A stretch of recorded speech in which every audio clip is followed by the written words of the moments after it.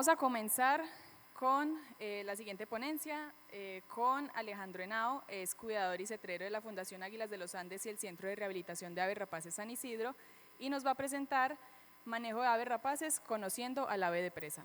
Entonces, un aplauso por favor para Alejandro.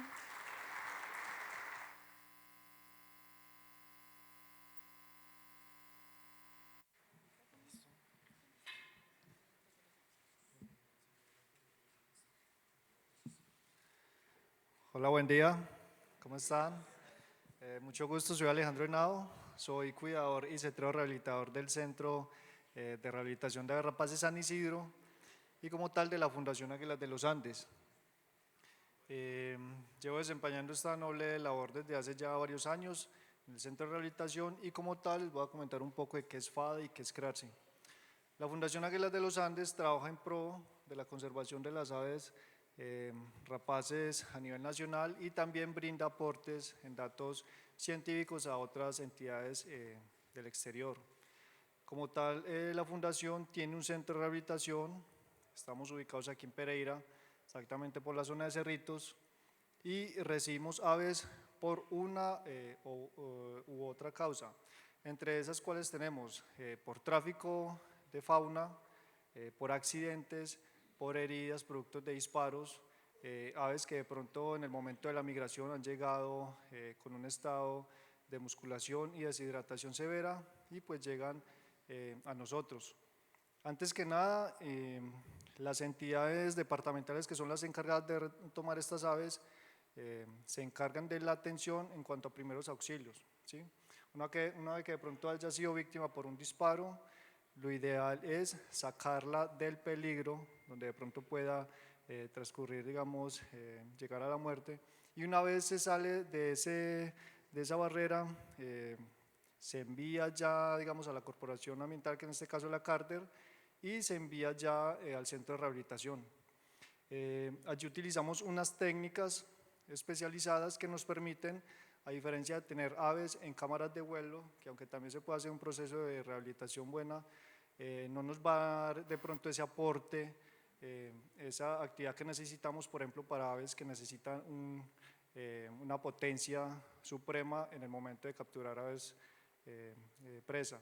En este caso, por ejemplo, lo que son los halcones peregrinos, que son aves que pueden alcanzar más de 340 kilómetros por hora y van a necesitar de unas actividades pues mucho más especializadas. Dentro del equipo de la Fundación digamos, la conforman biólogos veterinarios, voluntarios también, y encaminados a brindar esos aportes de conocimiento y de investigación para el cuidado de las aves. Hay que tener en cuenta que las aves rapaces están en la cúspide de la cadena trófica y pues obviamente son muy importantes para el control de otras especies, ¿sí? Mediante la resolución 2085 del año 2021 logró convertirse el centro como CAV-R, quiere decir que es un centro de atención y valoración para la rehabilitación de aves rapaces.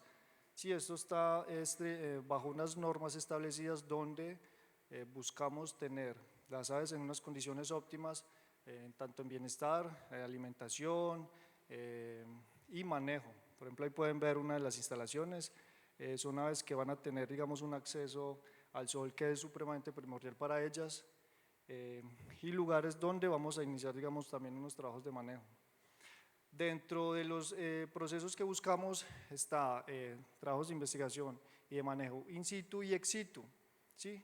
In situ, digamos, dentro de el lugar, realizamos talleres de manejo y de cuidado de aves rapaces y también realizamos campañas de educación ambiental, ¿sí? Con estudiantes de veterinaria, hacemos educación también con escuelas y niños, y con algunas aves que de pronto no han sido liberadas por alguna u otra causa y se dejan para el uso, digamos, utilizarlas como educadoras ambientales, tienen que estar bajo un parámetro de conservación o de investigación, ¿sí? Que se justifique la tenencia. Y ex situ, realizamos también trabajos de investigación, y monitoreo de especies silvestres, y también hacemos campañas de llevar la educación ambiental a las comunidades. Aquí hago mucho énfasis en esto, ¿por qué? Porque siento que nosotros como cuidadores, como rehabilitadores, como veterinarios, biólogos, el tema de educación ambiental es de suprema importancia, porque si no se combate los lugares de donde por una u otra causa, por desconocimiento, siguen atacando las aves o otras diferentes especies, van a seguir llegando a estos lugares de rehabilitación. Entonces la idea de la educación ambiental es generar ese sentido de pertenencia a la gente, porque muchas veces no van a cuidar lo que no conocen, ¿sí? Cuando se dan cuenta de verdad la importancia que tiene, por ejemplo, estos individuos para nuestros ecosistemas, de inmediato les cambia el concepto que tienen hacia ellas. El tema de educación ambiental, por ejemplo, en escuelas, es muy importante, ¿por qué? Porque se va a plasmar esa idea y se va a sembrar esa semillita en esas personas, en esos niños, donde en un futuro quizás puedan ser, digamos, unos embajadores en cuanto a conservación, veterinarios o biólogos. Entonces el tema de educación ambiental, hago mucho énfasis en eso y siento que es de suprema importancia. Dentro de los manejos que realizamos en la fundación, utilizamos las técnicas de un arte milenario. Ese arte es el arte de la cetrería. La cetrería como tal, la esencia es el arte de usar aves rapaces entrenadas para cazar una pieza silvestre.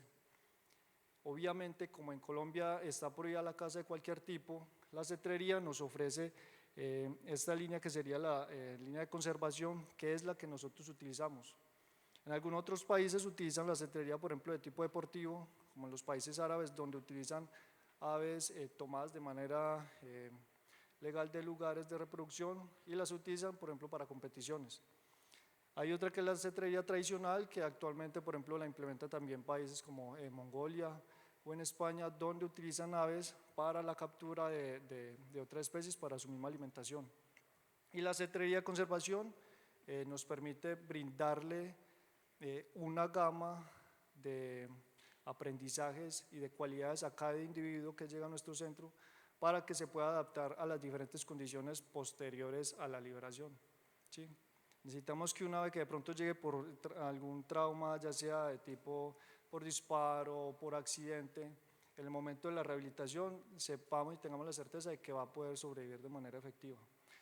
Dentro de los elementos que nos ofrece la cetrería está esto, que obviamente al utilizar esto significa que vamos a tener un contacto más directo con el ave que vamos a tratar. Entre esos están los guantes, los señuelos y las caperuzas. En este caso la caperuza es un gorrito donde el ave se va a adecuar para facilitar, digamos, el tema de transporte o cuando necesitemos realizar un tratamiento, de pronto un injerto de plumas o un tema de pronto de hidratación subcutánea, nos va a facilitar y no vamos a tener, digamos, la necesidad de pronto utilizar otros elementos para someterla. Importante, no todas las rapaces son iguales, pueden ser muchas especies, pueden ser individuos de una especie, pero cada individuo va a tener un comportamiento particular individual. Entonces, cuando nos llegan aves de este tipo, tenemos que diferenciar dos cosas, las aves de bajo vuelo y las de alto vuelo. Las de bajo vuelo, por ejemplo, las podemos catalogar como las águilas y los gavilanes, y las de alto vuelo, por ejemplo, como los halcones. Hay aves, como les decía anteriormente, que por su mecanismo de búsqueda y de caza necesitan una capacidad muscular suprema. El tener un ave de pronto en un sitio pequeño y todo, pues solamente de pronto va a aportar ese vuelo de un punto A a un punto B. Hay aves que sí o sí toca rehacerlas. ¿Por qué? Porque hay aves que, por ejemplo, pueden llegar víctimas por un disparo donde se ve comprometido de pronto una articulación y después de pasar un proceso de atención clínico veterinaria, que en este caso uno de nuestros equipos aliados es el Bioparque Cumari en atención clínico veterinaria, y después de que pasen el proceso sí o sí necesitan un trabajo de rehabilitación. Bueno, en este caso también ya hay que diferenciar tres cosas, que no es lo mismo cuando nos llega de pronto un individuo rapaz en estado de pronto de neonatos o polluelos, que por una u otra causa adversa, ya sea de pronto un factor climático o de pronto que se cayó de un nido por alguna causa, a un individuo que de pronto llegue en un estado juvenil o a un individuo que llegue de pronto ya en un estado adulto. ¿Por qué? Porque digamos, cuando llega un individuo adulto, ya sea de pronto víctima de algún disparo, por tráfico o por choque de pronto con alguna estructura, las metodologías de manejo van a ser diferentes a un polluelo. ¿Por qué? Porque si usted no implementa de una manera efectiva los manejos de conductas positivas, puede llegar a que el individuo se impronte hacia la persona. Entonces, en muchos casos, por ejemplo, el hecho de usted querer rehabilitar, digamos, un polluelo y cree que por estar reforzando esas conductas positivas, lo que está haciendo es que el ave se impronte hacia el manejador. En este caso, ¿qué podemos implementar nosotros? El uso de cría campestre o el uso también de marionetas o en un lugar donde no tenga accesibilidad en cuanto a la observación de personas. ¿Qué pasa con los juveniles? Ya los juveniles de pronto pueden ser víctimas por temas en cuanto que todavía como no han desarrollado bien sus capacidades de aprendizaje y búsqueda de presas. En el momento que de pronto pueda haber una escasez, al no ser tan expertos pueden caer y ser víctimas de pronto por inanición. En ese estado, digamos, han llegado muchas aves y se encuentran en ese estado de deshidratación severa. Pero se pueden adaptar a las técnicas que nosotros vamos a utilizar. Mientras que un adulto, por ejemplo, ya han aprendido todas esas conductas de impronta naturales, porque, por ejemplo, cuando las aves generan unas conductas que no son naturales de la especie, se podría definir más bien como una mala impronta. La impronta como tal son los procesos naturales que las aves o otras especies han adquirido de forma natural, en este caso por sus padres. Ya para iniciar, unos pasos generales de rehabilitación que toca tener en cuenta: que las aves estén bien, en completas condiciones. El tema de alimentación es un tema primordial, porque en muchos lugares el tema de la alimentación no es, digamos, con las óptimas condiciones que se requieren, y esto se va reflejado en estado físico, en estado de actitud de las aves, en estado de plumaje, ¿sí? Entonces lo ideal es utilizar alimentos que puedan brindar ese aporte nutricional y casi natural a las aves rapaces. En este caso podría ser, por ejemplo, el uso de codornices y alimentos de pronto donde no brinden un aporte nutricional como tal completo, por ejemplo, como son las carnes de pollo, tendría de pronto que suplementarse con otros componentes para ellas. Otro tema, otro factor que toca tener en cuenta: hay aves que pueden ser vialmente liberables, pero por pérdida de plumaje, debido a las instalaciones donde muchas veces se encuentra, pueden quedar en cautiverio, ¿sí? Ya toca iniciar un proceso de manejo diferente, porque lo esencial de las aves rapaces obviamente son las plumas para el vuelo. Es un pájaro que de pronto no esté corporalmente bien, físicamente bien, ya continuar con los otros pasos de rehabilitación, pues se va a ver de pronto un poco retenido. Acá pueden ver, por ejemplo, el uso de la caperuza. Eso nos va a facilitar el transporte de un lugar a otro, sin necesidad de pronto de someter al ave a un estrés de pronto con una toalla o algo, ¿sí? Toca tener, digamos, en el momento de antes de iniciar los entrenamientos, tener un peso exacto de los vuelos, porque eso nos va a marcar las actitudes del ave en el momento de sacarlas a vuelo. Antes de las introducciones, por ejemplo, tenemos esto, que posteriormente, para iniciar el manejo con el ave rapaz, nosotros no podemos llegar y tomar un ave rapaz así a la primera, porque los comportamientos naturales de ella se van a manifestar en miedo, en huir. Entonces tenemos que tener esa capacidad de análisis y de ingresar por un lado hacia el mundo de ella sin que nos tome como una amenaza, ¿sí? ¿Por qué? Porque nosotros, digamos, utilizando las técnicas de la tercetrería, vamos a tener, digamos, que interactuar un poco más de cerca con los individuos, sin que tengan ese apego hacia nosotros. Entonces, por ejemplo, una de las técnicas básicas para el manejo puede ser un acondicionamiento, que el ave comienza a responder desde un lugar a un guante, y posteriormente ya se comienza a afianzar el manejo, digamos, a este señuelo. En este caso se utiliza un señuelo para las aves de alto vuelo, que son los halcones, ¿sí? Son aves que cazan aire-aire y necesitan batir grandes velocidades para poder capturar sus presas. Cuando les comentaba anteriormente sobre el tema de peso, por ejemplo, los halcones tiene un metabolismo mucho más rápido y el consumo de energía en el momento de capturas, pues eso se va a ver muy influenciado en cuanto a la supervivencia de las aves. Esto también se puede implementar, por ejemplo, para aves grandes como las águilas, ¿sí? Posteriormente se inicia un trabajo también, por ejemplo, de utilización con el fiador, y esto es para continuar con el afianzamiento, digamos, en confianza con el ave, ¿sí? Una vez tengamos, digamos, ya ese trabajo establecido, ya procedemos y tomamos la decisión de volar ya el ave sin utilizar todas estas herramientas. ¿Qué buscamos en los vuelos libres? Ahí es un factor importante, analizar las aves, qué tipo de velocidades realizan, cómo suben, cómo bajan en picado, cómo maniobran y todo eso, porque muchas veces una vez que esté en una cámara de vuelo no nos va a brindar todas estas características. Entonces en los vuelos libres nos va a aportar mucho aspectos en cuanto a esto, y de acuerdo de pronto a un comportamiento adverso que presente, pues ya iniciamos un trabajo de entrenamiento diferente. También utilizamos el manejo con telemetría. Esto nos permite que en caso de que pronto el ave salga un poco del terreno donde nosotros la estemos manejando, pues podamos ubicarlas también. Dentro de los casos, por ejemplo, que hemos tenido, hay algunos muy notables, y el tema como tal, digamos, la importancia y la esencia es saber que las aves que llegan y se pueden rehabilitar y liberar, tenemos la certeza de que van a ser completamente autónomas por sí solas. Casos tales, por ejemplo, como esta Spizaetus isidori, como les recalcaba, esta es una ave que está en peligro de extinción acá en Colombia, y dentro de todo su círculo natural es el ave emblema del departamento de Risaralda.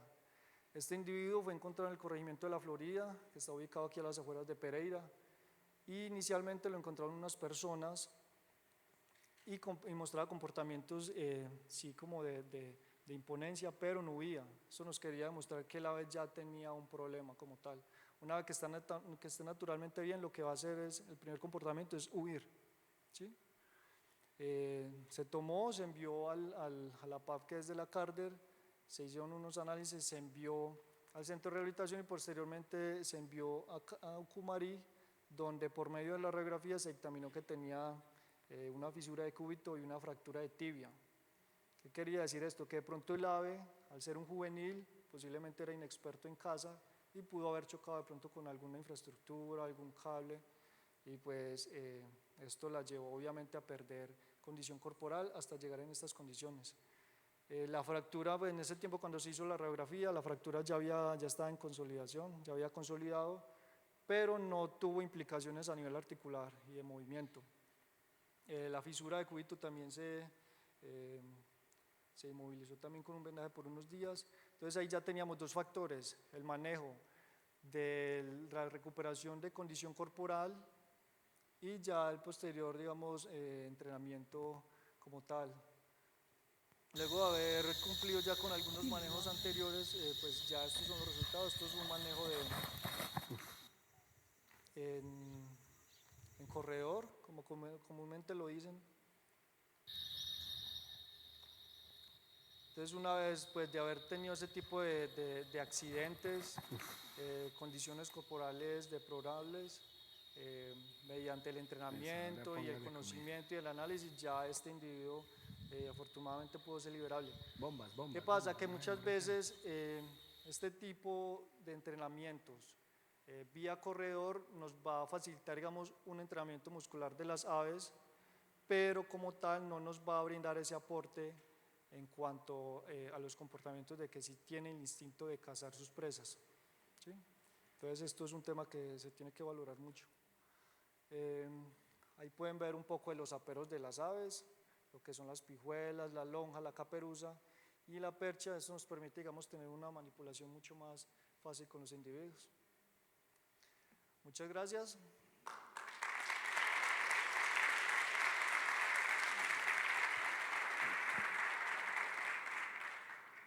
Algunas preguntitas, también aquí está el contacto.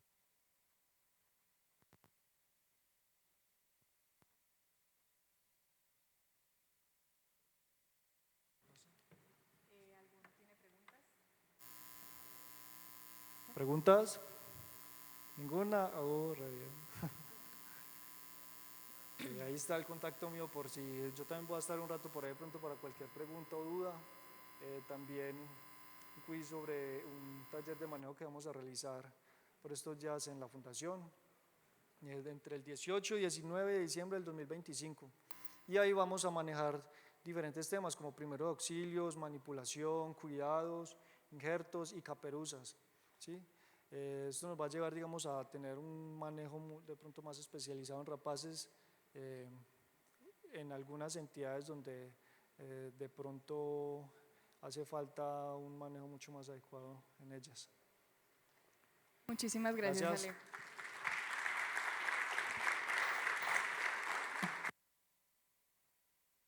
Bueno, a continuación vamos a seguir con la primera sesión de video pósters. Algunos de sus compañeros no van a hacer ponencia acá, sino que van a presentar pues sus trabajos y después van a pasar al frente por si alguno de ustedes tiene preguntas. Después de los videos les vamos a proyectar en pantalla un QR para que hagan una votación de los video pósters porque vamos a tener una premiación.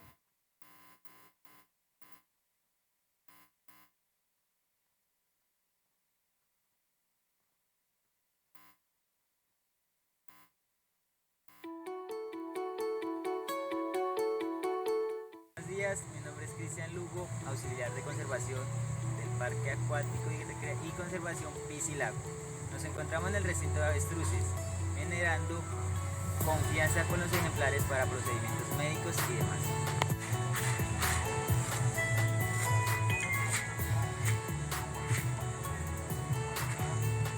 Se albergan 3 avestruces conformados por un macho adulto de 22 años y 2 hembras. El 23 de junio se detecta una herida abierta por presencia de miasis en el ala del macho, lo que reporto de inmediato al equipo de médicos y veterinarios. La intervención fue posible gracias al proceso de entrenamiento previo, orientada a generar confianza entre los animales y el cuidador. Este entrenamiento se enfoca en la desensibilización de distintas zonas del cuerpo para facilitar manipulación sin generar estrés.